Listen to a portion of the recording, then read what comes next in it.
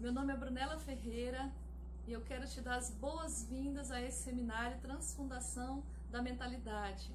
Eu faço parte do Ministério Brados de Ariquemes, sou casada com o pastor Ayrton, sou mãe da Sara, da Rebeca e da Thalita, e é uma honra participar desse seminário. Quero agradecer o convite feito pelo pastor Celso e também o apoio técnico do pastor Alex. E para conversar um pouquinho sobre a libertação da mente da cultura grego-romana, nós vamos entender um pouquinho da influência dessa cultura na nossa mente. E nós sabemos que a cultura ocidental ela é toda fundamentada, enraizada na cultura grego-romana. Isso aprendemos na escola. Mas da onde vem a cultura grego-romana? E eu comecei a pesquisar sobre isso e eu achei um livro tremendo chamado A Bomba, do pastor J.B. Carvalho, e ele ficou pesquisando esse assunto durante muitos anos e ele fez um livro muito rico em informações, baseado em vários historiadores de renome. E tudo começa, todo o processo dessa cultura e de todas as culturas das nações, toda a cultura idólatra das nações, começa no livro de Gênesis, no capítulo 8, a partir do começo ali, onde conta a história do dilúvio. Então, eu gosto muito de história, eu quero contar um pouquinho para você como isso começou. Então, depois que Noé e sua família saem da arca, o cenário é desolador. Imagina que todo aquele processo foi muito traumático, muito difícil para aquela família. Mas Deus dá uma ordem, né? A ordem de Deus é: se espalhem sobre a terra, multipliquem, cultivem a terra e vivam felizes nessa terra. A terra é de vocês. Mas a memória daquela família ainda estava muito recente, estavam muito frescas lembranças do processo do dilúvio. Eles começam a obedecer a Deus e começam a se espalhar e começam a se multiplicar. E o capítulo 10, versículo 8 diz que Cuxi gerou a Nirode, o qual começou a ser poderoso na terra. Foi valente caçador diante do Senhor. Então, quando nós vamos pesquisar a raiz dessa palavra diante do Senhor, nós encontramos que essa raiz não é uma palavra, a raiz dessa palavra não é boa. Ela tem uma conotação de irreverência, desrespeito para com Deus, de afronta e rebelião. Então, Nirode, ele é um homem corajoso, destemido, mas ele também é rebelde. O significado da palavra, do nome dele, é aquele que se rebelou. Então, a história diz que Nirode lança uma flecha contra o céu e desafia Deus. Desafia Deus porque ele, na mente deles, Deus vai de novo mandar água sobre a terra. E aí ele já tem um plano de construir uma torre tão alta que não vai ser atingida por nenhuma quantidade de água, vai ser maior do que qualquer dilúvio. Então, Nirode desafia Deus e ele começa a construir cidades, porque como ele se torna um poderoso caçador diante das pessoas, ele caça os animais ferozes que estavam na terra e ameaçavam os homens. Então ele começa a proteger as pessoas e a reuni-las em massa, cercando-as com muros, fundando assim as cidades. Esse mesmo texto diz que ele fundou a cidade de Ereque, de Acade, de Calné, também a cidade de Resen, que destaca como uma grande cidade, a cidade de Nínive e a cidade de Reabote-ir. Então, e também Cala. Então, Nirode, ele se torna um construtor de cidade, um grande guerreiro, poderoso, mas ele quer ser rei. E ele tira o centro da atenção de Deus e coloca nele. Ele tem a intenção de ser aclamado, adorado, endeusado. E Nirode, ele começa a ser um homem místico, a consultar os mortos, aos astros, a cultuar a demônios, e ele começa também um sistema de magia, encantamento. Tudo isso Nimrod começa a praticar. E aí ele cria também um sistema com sacerdotes, sacerdotisas, para ajudar a ele nesses cultos.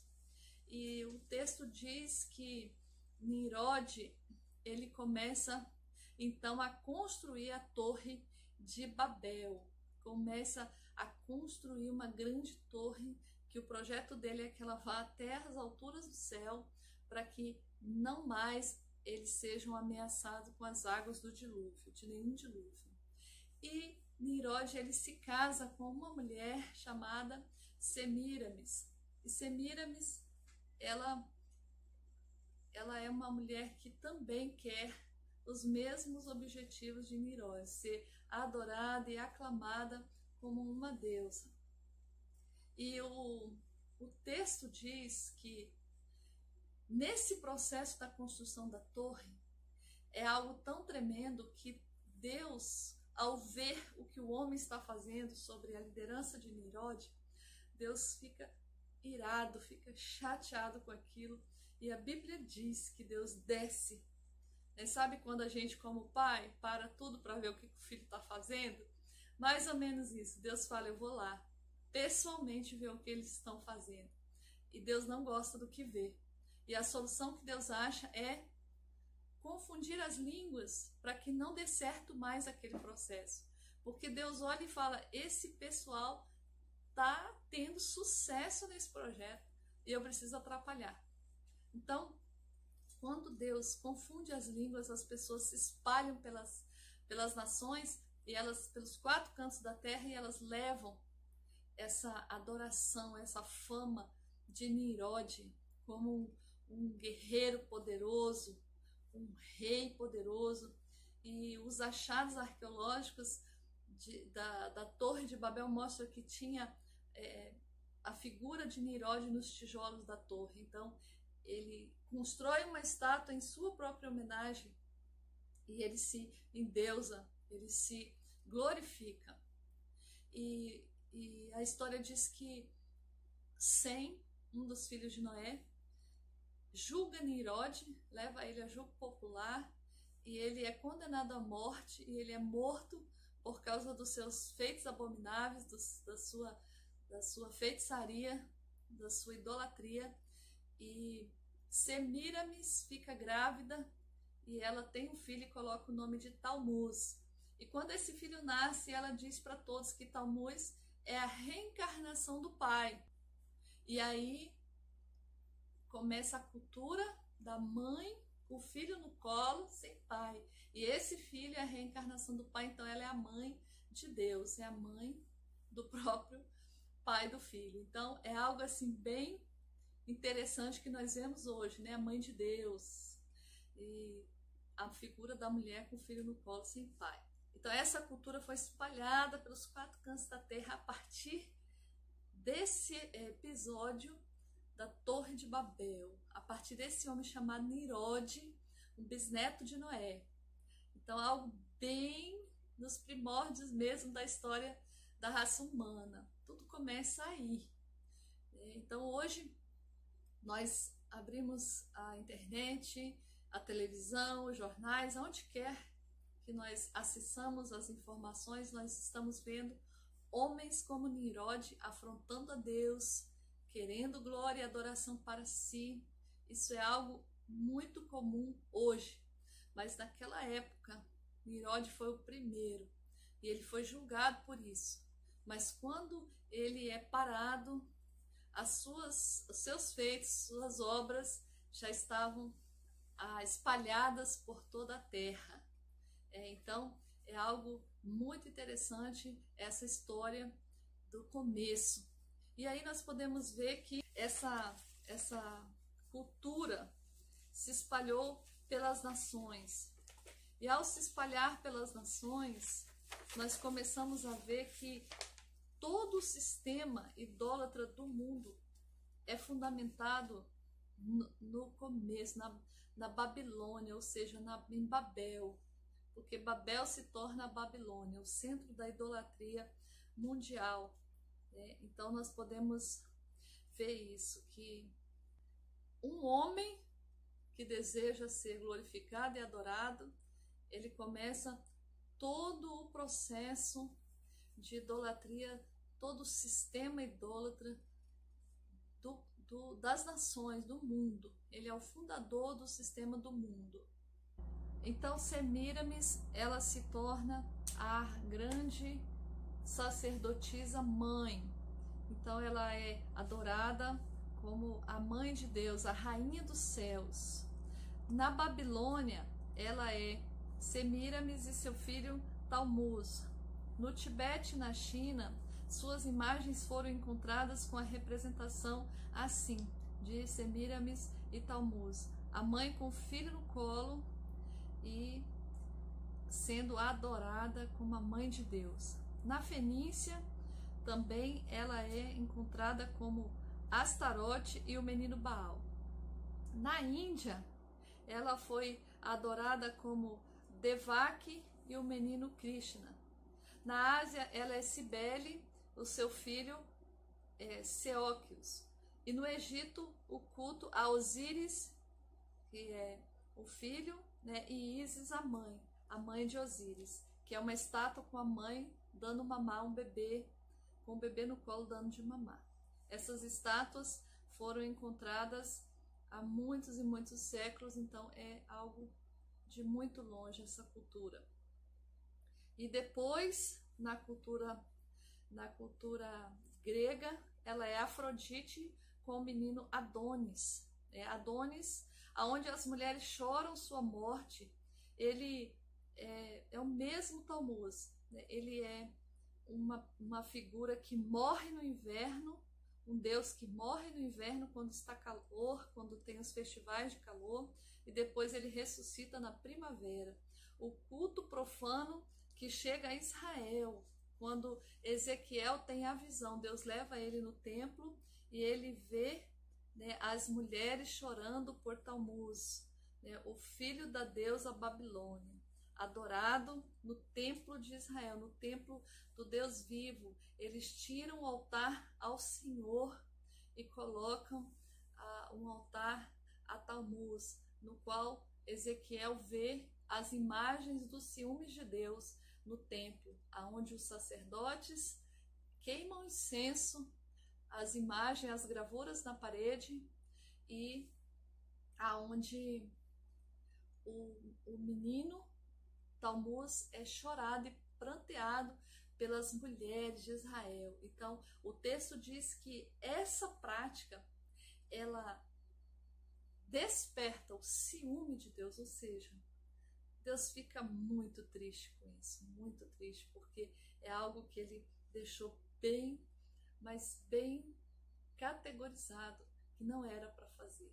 Escrito, decretado: não sejam idólatras, não façam imagem, não adorem outros deuses. E aí, eu quero trazer um pouquinho para nós, porque quando nós chegamos em Roma, né, essa Afrodite com Adonis no colo, ela é romanizada como Maria, a mãe de Jesus, porque Constantino faz a ponte da cultura grega para a cultura romana, e ele traz então uma fundição do cristianismo com o paganismo, porque era conveniente para Constantino fazer esse processo, porque ele era político, então ele queria agradar a todos, e ele traz a figura de Maria, a mãe de Jesus, com Jesus no colo, sem José, porque é uma família disfuncional, uma metade, né? Não tem pai, esse menino. Daí também um fundamento da orfandade, da bastardia, né? Filho sem pai, sem a figura paterna. Então, Constantino instaura essa figura de Maria, que é uma rainha dos céus, né? A deusa mãe, a mãe de Deus, com o filho no colo, e nós vemos isso hoje. Mas eu quero chamar agora a atenção para que nós possamos fazer um apanhado sobre o que essa cultura tem influenciado no cristianismo, né? E uma das coisas que eu posso trazer baseado nessa história é a cultura do sofrimento. Quero me ater um pouco nisso aqui, porque nós vemos essa mãe chorando e pranteando seu filho, né, uma sofrência, um choro, um lamento, uma dor muito forte que ela traz como uma cultura de todo ano, esse ciclo de chorar esse filho que morre para ressuscitar novamente. Então é um ciclo sem fim e é uma cultura que não acaba. Então hoje, muitas vezes, essa cultura ela tem chegado até nós dentro das igrejas cristãs, porque nós muitas vezes achamos que para nós sentirmos a presença de Deus, para nós estarmos cheios do Espírito Santo no culto, nós temos que chorar. Nós temos que chorar muito, nós temos que derramar muitas lágrimas, porque se eu sair do culto sem chorar, eu não senti a presença de Deus, Deus não estava ali, porque eu não chorei, porque eu não senti. Então nós temos muito essa cultura do sentimento, de ter que sentir alguma coisa, e a Bíblia diz que nós não somos movidos pelos sentimentos, mas pelo que cremos, não pelo que vemos, mas pelo que cremos. Então, a cultura do sofrimento, ela está muito, mas muito, como é que eu vou dizer, presente no culto cristão, enraizado na nossa cultura cristã. E também, diante da cultura do sofrimento, nós temos a cultura da coisa de acontecer algo ruim, da catástrofe, porque se está tudo bem, eu tenho que ficar preocupada, porque algo ruim pode acontecer, porque nós temos a cultura de sofrer, porque nós achamos que para ser espiritual, para ser santo, nós temos que estar sempre em provação, em luta, em dificuldade, passando por perrengues, como diz, né, a nossa língua popular, nós temos que estar sempre passando por algo difícil, que nos leva a orar e chorar e prantear diante do Senhor, porque nós estamos com muita dificuldade.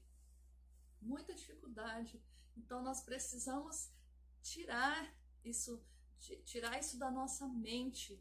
Como nós podemos libertar a nossa mente? A Bíblia diz: conhecereis a verdade e a verdade vos libertará. Então essa verdade é eu entender que o que a Bíblia diz. A Bíblia diz que o povo de Israel era o povo mais festeiro da face da terra. Nós precisamos olhar para a cultura israelita. Faziam todos os meses a festa da lua nova, festa das cabanas, festas, né? Festa de Pentecostes. Os casamentos eram 3, 4, 5, 7 dias de festa. Então, os israelitas, o povo hebreu, era um povo que dançava, cantava, se alegrava e cultuava a alegria, a realização. Não tem essa cultura da sofrência, do sofrimento na cultura israelita, no meio do povo de Israel. Não existe. Então, isso é uma herança romana, isso é uma herança grego-romana que permeou o cristianismo, que impregnou o cristianismo. Então, nós precisamos entender que não temos que sofrer, não temos que, sim, se acontecer, Jesus falou sobre o processo do sofrimento. Ele falou sobre isso, mas não é uma vida de choro, de lamento. Então, hoje, na realidade que nós estamos vivendo, aqui onde eu estou implantada, é essa. O que eu mais vejo é a cultura da sofrência. E isso está no sistema. Eu estava conversando com o apóstolo Éder esses dias sobre isso, sobre as músicas. As músicas, elas trazem uma melancolia, elas trazem um processo de sofrimento. O sertanejo universitário, tanto o gospel, né, o evangélico, como do mundo. Então, é um sistema de sofrência que nós temos, uma cultura. Isso está baseado nesse culto a Tammuz, esse processo bem enraizado lá atrás. Então, é um aspecto que eu olho dentro do cristianismo. Eu acho que ele precisa ser quebrado, arrancado, cortado pela raiz da nossa estrutura mental. Essas fortalezas têm que ser quebradas, mas elas só vão ser arrancadas e desfeitas na nossa mente quando nós conhecermos essa verdade que liberta, entender que nós precisamos sim nos alegrar na presença de Deus, nos cultos, e um quebrantamento de coração não quer dizer que eu tenho que ter esse choro, essa sofrência toda. Eu sempre ouço as pessoas falarem: nossa, o culto foi tremendo, eu chorei tanto, eu vi tanta gente chorar. Então, se o culto for alegre, for um culto de festa, não vai ser um culto cheio da presença do Espírito Santo, cheio de Deus. Então fica essa pergunta para nós podermos meditar sobre ela, né? E também nós temos a questão da pobreza, de acharmos que quanto mais pobre, mais espiritual, quanto mais luta nas finanças, mais Deus está me provando, mais eu estou perto de Deus. Nós temos um santo católico, São Francisco, que foi uma pessoa que doou toda os seus bens para os pobres, e ele fez um voto de pobreza, de não ter nada e ser um homem cheio de Deus, né? Um homem cheio de caridade. E ele começa a fazer isso, e isso traz uma raiz também de pobreza, de escassez, de não ter nada, de que para ser santo tem que ser assim. Então, é também uma cultura que permeou o cristianismo. A outra é que a adoração está no templo, porque a cultura romana trouxe isso, que a igreja ela detém o poder, a igreja ela é a autoridade.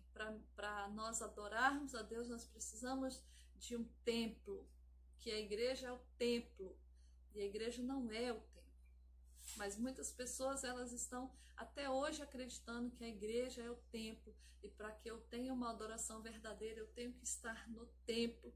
Mas graças a Deus isso tem sido falado, tem sido também desmistificado e quebrado, essas estruturas da mente, a partir desse processo, né, da pandemia, onde nós estamos restritos a estar no culto, não podemos mais ter aquela liberdade que tínhamos. Então isso veio para tirar essa estrutura. A adoração está dentro de nós, está dentro do nosso quarto, da nossa casa, em espírito e em verdade. Eu posso adorar o Senhor, eu não tenho que estar num templo que não é igreja. Mas eles dizem, né, na igreja, eu vou na igreja. Não, eu sou a igreja. Então isso aí já está sendo bem tratado nesse tempo, graças a Deus. Então, uma outra cultura que veio do romanismo é a cultura de que quando o Papa ele está sentado naquela cadeira, que ele é um Deus e tudo que ele fala é verdade absoluta, e ele é infalível, ele é uma estrutura, ele é um homem-deus.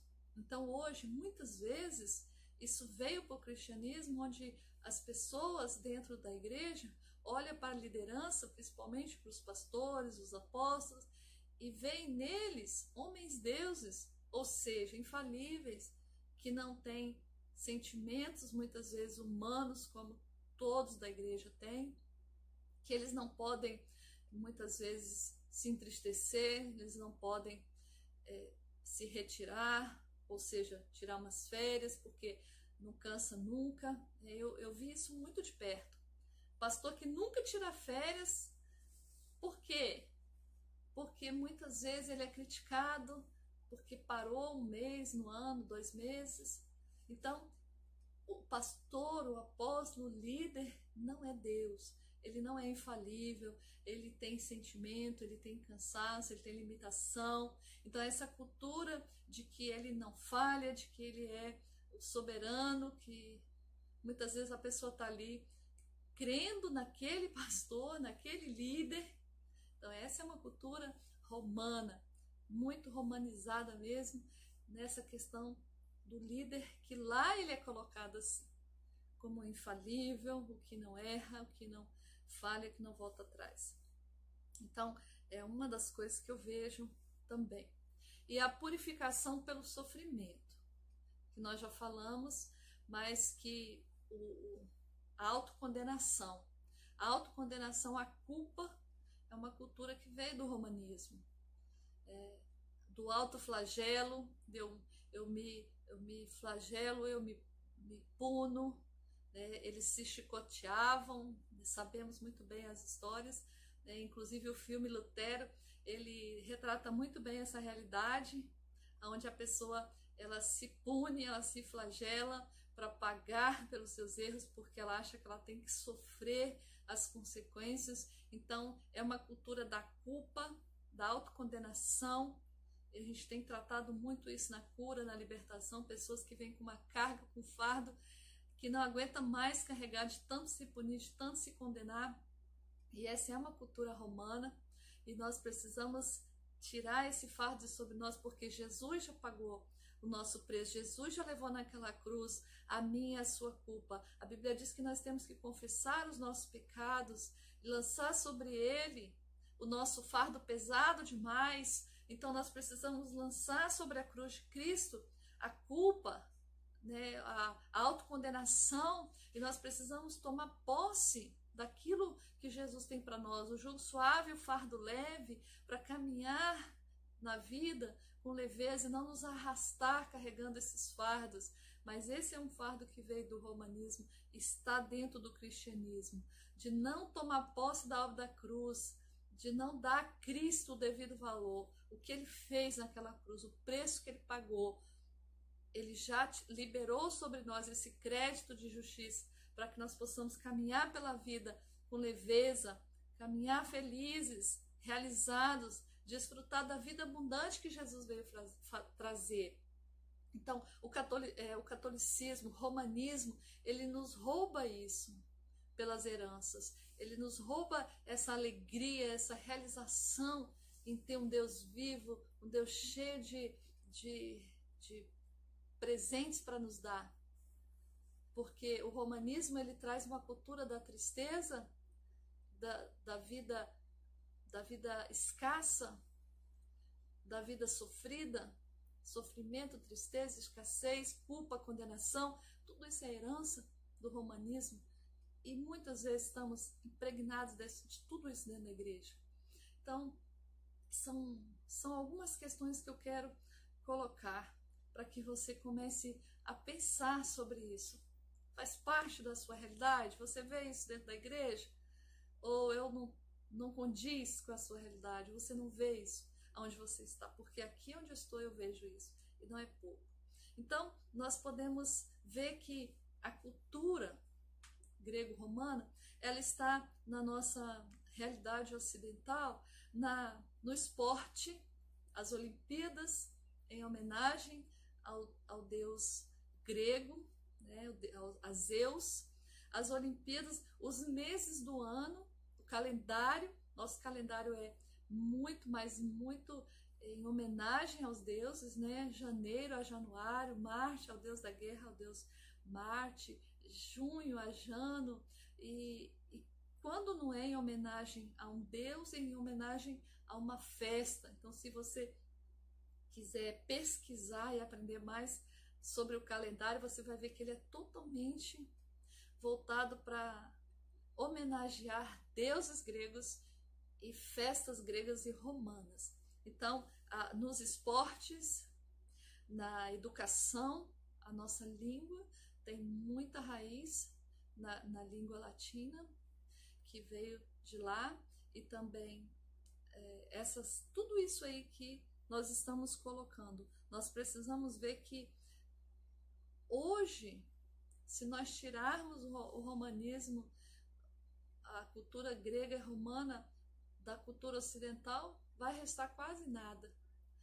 E sem contar o sistema que eu acabei de falar da história. Então, é muito forte, muito sério isso. Nós precisamos nos atentar, porque, inclusive, uma coisa que às vezes a gente fala no como que se não tivesse nada a ver, né? Ah, o cupido me flechou. E esse cupido, ele também é uma das versões de Semiramis e Tammuz, ele é uma representação de Tammuz, ele é uma variação de Tammuz, o cupido. Então, é uma mãe com esse anjinho, com esse filhinho no colo, que tem uma flecha que flecha os corações.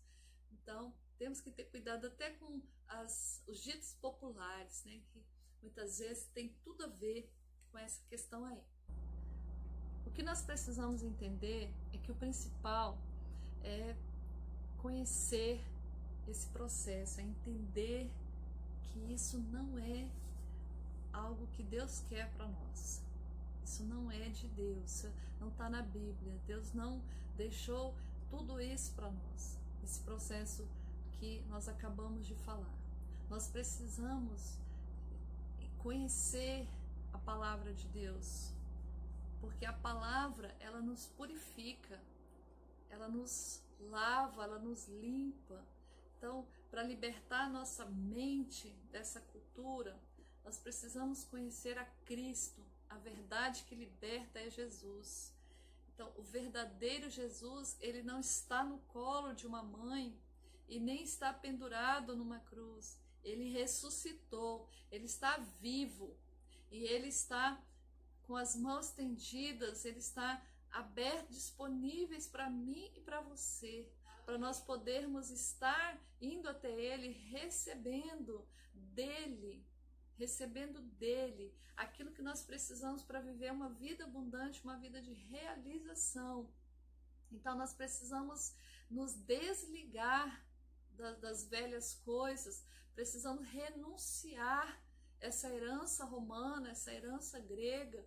Então quando nós conhecemos a Jesus, quando nós entendemos a obra da cruz, a Bíblia diz que nós ouvimos e nós entendemos na nossa mente, nós cremos no nosso coração e nós confessamos na nossa boca que Jesus é a verdade que liberta, que ele é o Filho de Deus e que ele tem uma mãe sim, mas essa mãe, ela simplesmente gerou ele e ela foi um instrumento de Deus. Glória a Deus pela vida de Maria como mulher, ela foi disponível para Deus usá-la, mas ela foi uma simples mãe que não tomou adoração para si. O que a Bíblia diz é que Maria foi uma mãe humilde e ela deu glórias ao seu filho. Então, quando nós entendemos essa verdade e recebemos Jesus como Salvador, nós devemos renunciar àquelas práticas romanas, aquelas práticas gregas de uma mãe que é a rainha, que é a mãe de Deus, que é a intercessora diante do Pai. Isso não faz parte do cristianismo. Então, renunciar a essas heranças, declarar que nós não fazemos parte mais desse sistema, sair debaixo da influência desse sistema, nos desligar das práticas geracionais, porque a nossa geração passada creu nisso, muitos creram, muitos foram sacerdotes nessa cultura. Então nós precisamos, além de renunciar, além de rejeitar tudo isso, crer, confessar e viver o que a obra da cruz trouxe para nós, o que Cristo tem para nos oferecer, que é a mente livre, a mente de Cristo, a mente livre, a mente com as coisas, com a novidade de vida, com a vida abundante que o Senhor veio trazer. Então, esse processo, nós fazemos ele renunciar essa herança, renunciar essa prática. Isso vai trazer um renovo para a mente do cristão, daquele que vive um cristianismo verdadeiro. Então, é assim que a nossa mente é liberta, com o entendimento, com o conhecimento da verdade, com a decisão de não mais crer naquilo que nos foi ensinado, mas crer no que a Bíblia diz. Eu decido, eu caminho nessa direção, eu pratico essas obras de fé. Eu creio que o cristianismo é festa, é alegria, é realização, é vida abundante que Jesus veio trazer. Então, não tem nada melhor e mais eficaz do que isso. A mente de Cristo implantada na nossa mente, através de crer, confessar e declarar que assim é. Então, essa é a minha participação nesse seminário, é a minha palavra para você. Creia que aquilo que nós podemos viver em Cristo é muito melhor, é muito mais prazeroso, realizador do que aquilo que nós estamos vivendo. Vamos parar de crer e praticar um cristianismo triste, cheio de sofrimento, cheio de dores, de pobreza, de doença, de escassez. Esse não é o cristianismo que Jesus veio trazer. Ele veio trazer uma vida abundante. E se passarmos por essas coisas, deve ser passageiro, deve ser rápida e devemos passar logo. Deserto é lugar de passagem, não é morada. Não podemos morar nos desertos da nossa vida. Temos que passar por eles e sair do outro lado. Se estamos morando em deserto, se estamos sempre numa vida de deserto, algo está errado. Precisamos sim mudar. E nós mudamos a partir do momento que conhecemos. E é para isso que esse seminário está sendo feito. Cada um que vem aqui fala de uma porção para que você conheça uma área da sua vida, para ser transformado de glória em glória, de vitória em vitória. Deus te abençoe em nome de Jesus. Amém.